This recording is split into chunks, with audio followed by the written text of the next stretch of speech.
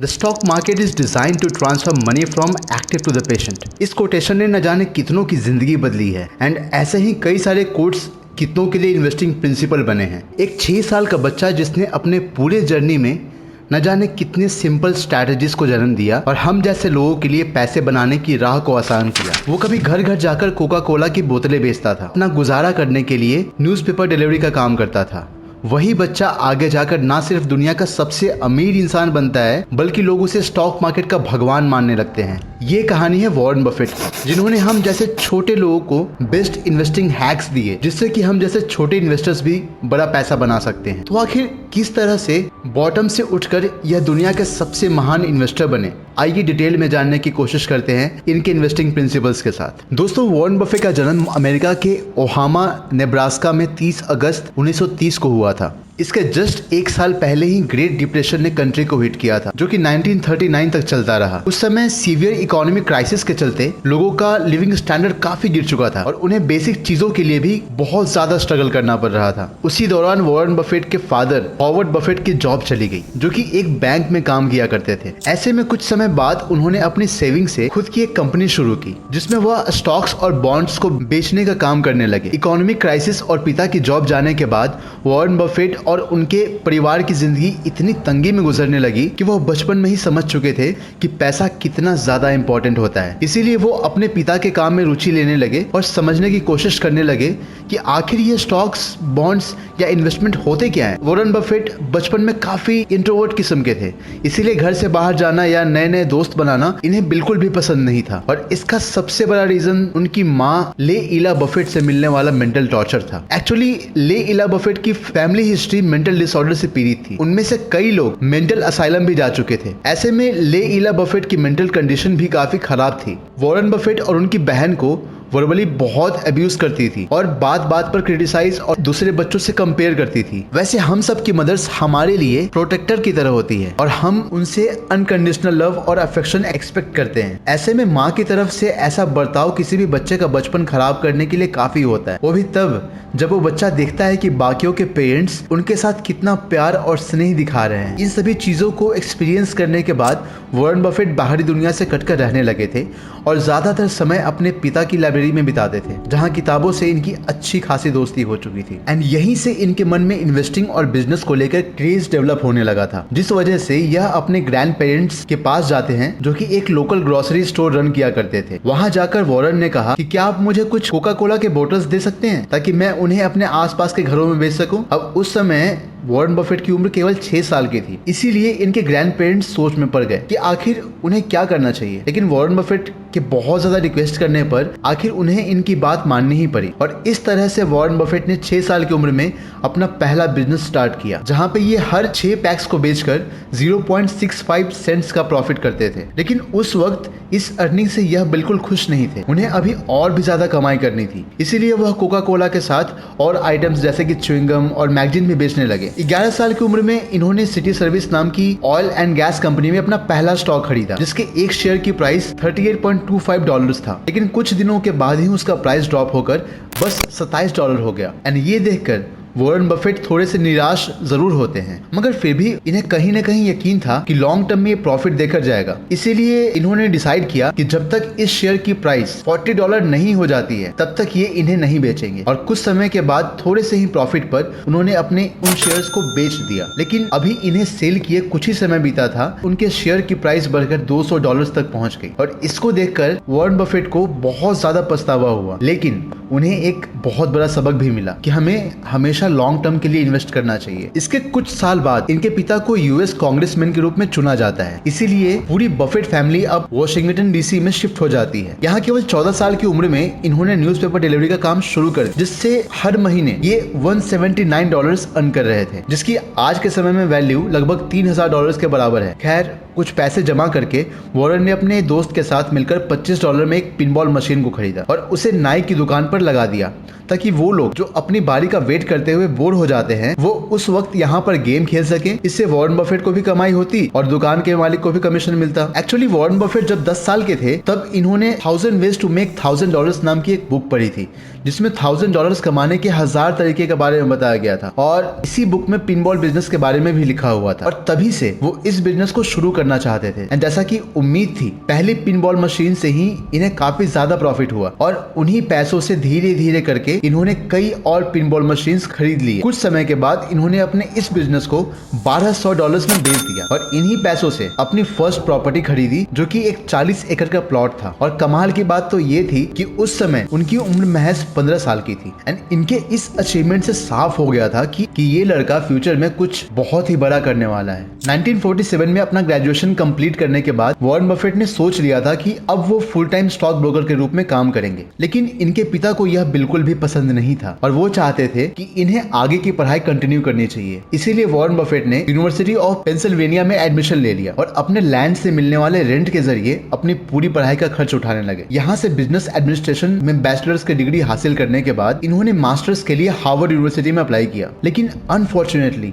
यहाँ उन्हें एडमिशन नहीं मिल सका और इनके लिए यह बहुत ही बड़ी ब्लेसिंग साबित हुई, क्योंकि हार्वर्ड यूनिवर्सिटी से रिजेक्ट होने के बाद इन्होंने कोलंबिया बिजनेस स्कूल में एडमिशन ले लिया था, जहां इनकी मुलाकात एक ऐसे शख्स से हुई जिनकी वजह से आज वॉरेन बफेट को पूरी दुनिया जानती है। जी हाँ, उस इंसान का नाम था बेंजामिन ग्राहम, जो कि उसी यूनिवर्सिटी में पढ़ाया करते थे। बेंजामिन ग्राहम एक बहुत ही अच्छे इकोनॉमिस्ट और इन्वेस्टर थे और इनकी लिखी हुई किताब द इंटेलिजेंट इन्वेस्टर, जो उसी साल पब्लिश हुई थी, वो वॉरेन बफेट को बहुत ही ज्यादा पसंद थी। ऐसे में उनकी बताई गई बातों को यह बहुत ही रुचि के साथ सुनते और उसे फॉलो करने की कोशिश करते थे, जिसके चलते यह बहुत ही जल्द बेंजामिन ग्राहम के पसंदीदा स्टूडेंट बन गए थे। और साथ ही वॉरेन बफेट का भी कहना है कि बेंजामिन ग्राहम उनकी लाइफ में उनके पिता के बाद सबसे ज्यादा इन्फ्लुएंशियल पर्सन रहे हैं। खैर, वॉरेन बफेट इकोनॉमिक्स में अपनी मास्टर्स की डिग्री हासिल करने के बाद अपने करियर को लेकर काफी एक्साइटेड थे और सबसे बड़ी इन्वेस्टमेंट फर्म्स के हेडक्वार्टर यानी कि न्यूयॉर्क स्टॉक एक्सचेंज के आसपास काम करना चाहते थे। लेकिन उनके लिए सबसे बड़ी प्रॉब्लम ये थी कि बिजनेस और इन्वेस्टमेंट में अच्छी समझ होने के बावजूद भी वॉरेन बफेट का नेचर काफी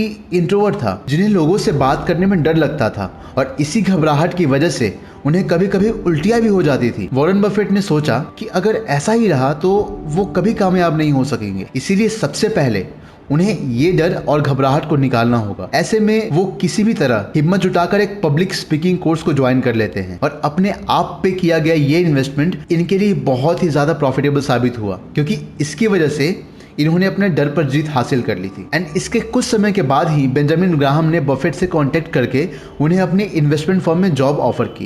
एंड वॉरेन बफेट इसी की तलाश में थे कि काम करने के साथ साथ इन्हें सीखने का भी मौका मिले। एंड ऐसे में जॉब ऑफर अगर गुरु की तरफ से ही आ जाए तो इनकार करने का कोई चांस ही नहीं बनता। इन्होंने झट से उनकी फर्म को ज्वाइन कर लिया।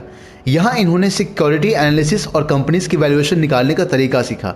लेकिन यहाँ काम करते करते वॉरेन बफेट को पता चला कि उनकी और बेंजामिन ग्राहम की सोच में काफी ज्यादा फर्क है। दरअसल वॉरेन बफेट का सिद्धांत यह कहता था कि किसी भी कंपनी का मैनेजमेंट कितना ज्यादा अच्छा है, जबकि बेंजामिन ग्राहम उस कंपनी के नंबर्स और बैलेंस शीट में इंटरेस्ट लेते थे। हालांकि इतना फर्क होने के बाद भी ये दोनों एक दूसरे के काम को अप्रिशिएट करते और एक बैलेंस बनाकर चलते। वहाँ काम के दौरान बफेट नई नई कंपनीज के बारे में रिसर्च करते रहते थे। इसी दौरान इन्हें न्यूयॉर्क बेस्ड चॉकलेट बनाने वाली कंपनी रॉकवुड के बारे में पता चला, जो सडनली कोकोआ बीन्स का प्राइस इंक्रीज होने के कारण प्रॉफिट बनाने में स्ट्रगल कर रही थी। वॉरेन बफेट को उम्मीद थी कि जब मार्केट कंडीशन ठीक होगी तो कंपनी फिर से प्रॉफिटेबल हो जाएगी। इसीलिए एक बहुत बड़ा रिस्क लेकर इन्होंने अपनी 75% सेविंग इसमें इन्वेस्ट कर डाली। हालांकि ग्राहम इन्हें वार्न करते रहते थे कि एक ही कंपनी के अंदर अपनी सेविंग्स की इतनी परसेंटेज कभी भी इन्वेस्ट नहीं करनी चाहिए। लेकिन इसके बावजूद भी वॉरेन बफेट ने रिस्क लिया और अब इन्हें डर लगने लगा था कि अगर कंपनी के शेयर प्राइस नहीं बढ़े, अपने पैसों के साथ साथ अपने मेंटोर की नजरों में ये अपनी रिस्पेक्ट भी खो देंगे। यानी कि वॉरेन बफेट के लिए उनका सब कुछ दांव पर लगा हुआ था। लेकिन लकीली जैसा वॉरेन बफेट ने सोचा था,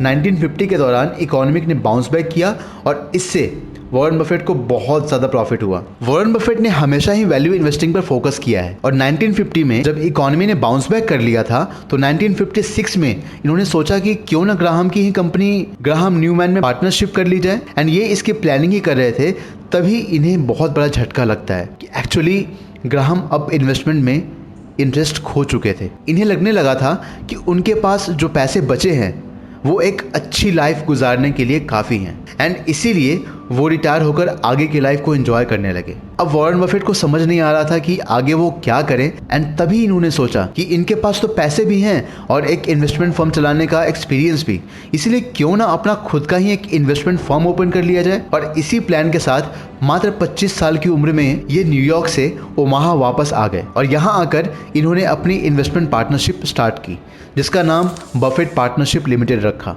और पैसे होने के बावजूद भी ऑफिस रेंट पर लेने या स्टाफ हायर करने की जगह अपने घर के ही एक कमरे से अपना सारा बिजनेस अकेले ही मैनेज करना शुरू कर दिया। दोस्तों, शुरुआत में इनसे टोटल 7 पार्टनर जुड़े थे जिसमें इनके फैमिली मेंबर्स और फ्रेंड्स भी शामिल थे और इन सभी ने मिलकर $1,05,000 के इन्वेस्टमेंट्स किए। लेकिन बफेट की वैल्यू इन्वेस्टिंग प्रिंसिपल्स और प्रॉफिट्स की वजह से देखते ही देखते बहुत सारे इन्वेस्टर्स ने इनके पार्टनरशिप को ज्वाइन करना शुरू कर दिया। वॉरेन बफेट अपने मेंटोर बेंजामिन ग्राहम से इन्फ्लुएंस होकर अंडर वैल्यूड स्टॉक्स में इन्वेस्ट करने लगे थे क्योंकि उन स्टॉक्स की एक्चुअल वैल्यू उनके करंट प्राइस से बहुत ही ज्यादा कम होती थी। थोड़े समय के बाद वॉरेन बफेट ने इस आइडिया को नेक्स्ट लेवल पर ले जाने की सोची। अब ये उन कंपनी की तलाश में थे जिसकी परफॉर्मेंस बद से बदतर हो, या तो उनका मैनेजमेंट खराब हो या मार्केट कंडीशन उसके फेवर में ना हो, यानी कि ऐसी कंपनीज जिस पर कभी भी ताला लग सकता था। वॉरेन बफेट ने इन कंपनीज के शेयर्स को बेहद ही सस्ते दामों में खरीदा। इसे सिगार बट स्ट्रैटेजी का नाम दिया गया।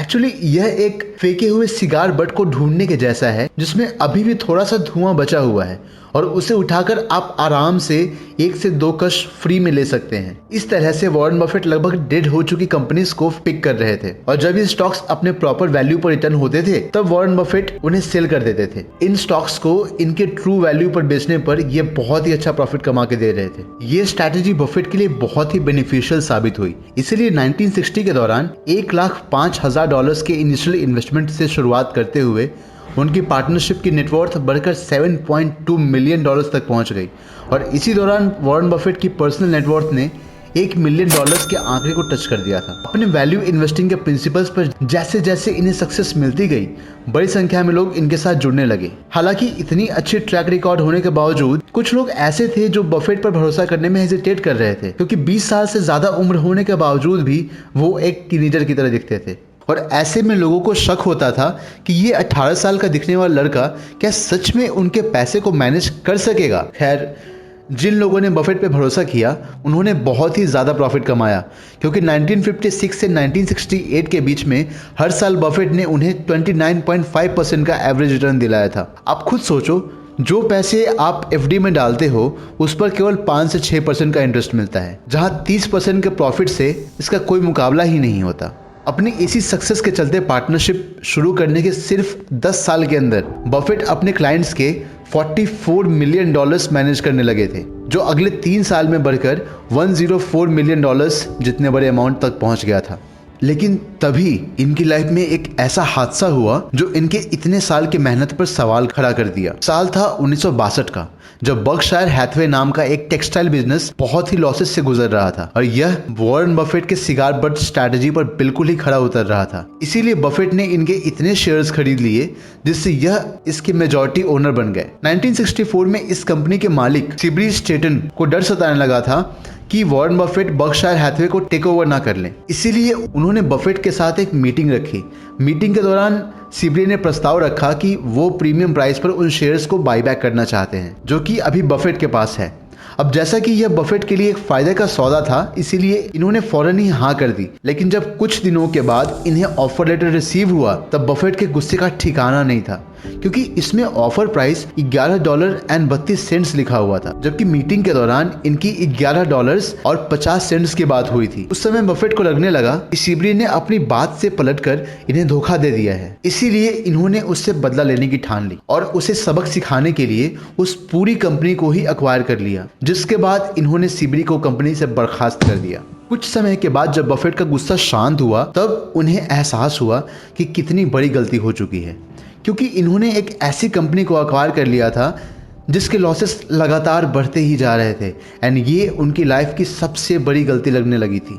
और इस गलती से इन्हें ये सबक मिला कि कभी भी इमोशंस में बह के इन्वेस्टमेंट नहीं करना चाहिए। खैर, जब इन्होंने इस कंपनी को एक्वायर कर ही लिया था तो इसे प्रॉफिटेबल बनाने की हर संभव कोशिश करने लगे और इसके कोर बिजनेस को कई सालों तक मेंटेन करते रहे। लेकिन जब इससे कोई खास फायदा नहीं दिख रहा था तब इन्होंने अपनी मिस्टेक्स को सुधारने की सोची और एक ऐसा स्टेप लिया जैसा किसी ने इमेजिन भी नहीं किया था। एक टेक्सटाइल कंपनी से होल्डिंग कंपनी में कन्वर्ट कर दिया, जिसके जरिए ये अलग अलग कंपनीज में इन्वेस्ट करने लगे और इस तरह से एक बहुत ही बड़े फेलियर एक अपॉर्चुनिटी में कन्वर्ट कर दिया था। दोस्तों, यहाँ तक सब कुछ सही चल रहा था और बफेट के साथ साथ इनके पार्टनर्स भी खूब प्रॉफिट कर रहे थे। लेकिन तभी बफेट ने नोटिस किया कि मार्केट का सेंटिमेंट बहुत ज़्यादा पॉजिटिव है एंड इसे देखकर बफेट को अपना आइडियल सेंटेंस याद आता है कि जब दूसरे लोग लालची हों तो डरो और जब दूसरे लोग डरे हुए हों तो लालची बनो। क्योंकि उस समय स्टॉक्स की प्राइस लगातार बढ़ते जा रहे थे, जिसका मतलब ये था कि ये स्टॉक्स कभी भी गिर सकते थे और इस मार्केट कंडीशन में इन्वेस्ट करना बहुत ही ज़्यादा रिस्की था। इसीलिए इन्होंने डिसाइड किया कि यह अब दूसरों के पैसों को रिस्क में नहीं डालेंगे।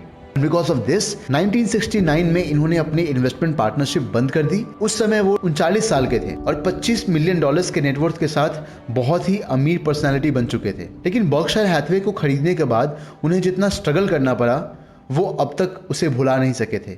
इसलिए इन्होंने अपनी स्ट्रैटेजी को बदलने की सोची, जिसमें इनके एक बहुत ही अच्छे बिजनेस पार्टनर चार्ली मंगर ने मदद की। उन्होंने बफेट को एक एडवाइस दिया कि फेयर कंपनीज को ग्रेट प्राइस पर खरीदने की जगह ग्रेट कंपनीज को फेयर प्राइस पर खरीदो। मतलब अच्छी कंपनीज को खरीदो जब वो लो प्राइस पर ट्रेड कर रही हो एंड इससे रिस्क काफ़ी कम हो जाएगा।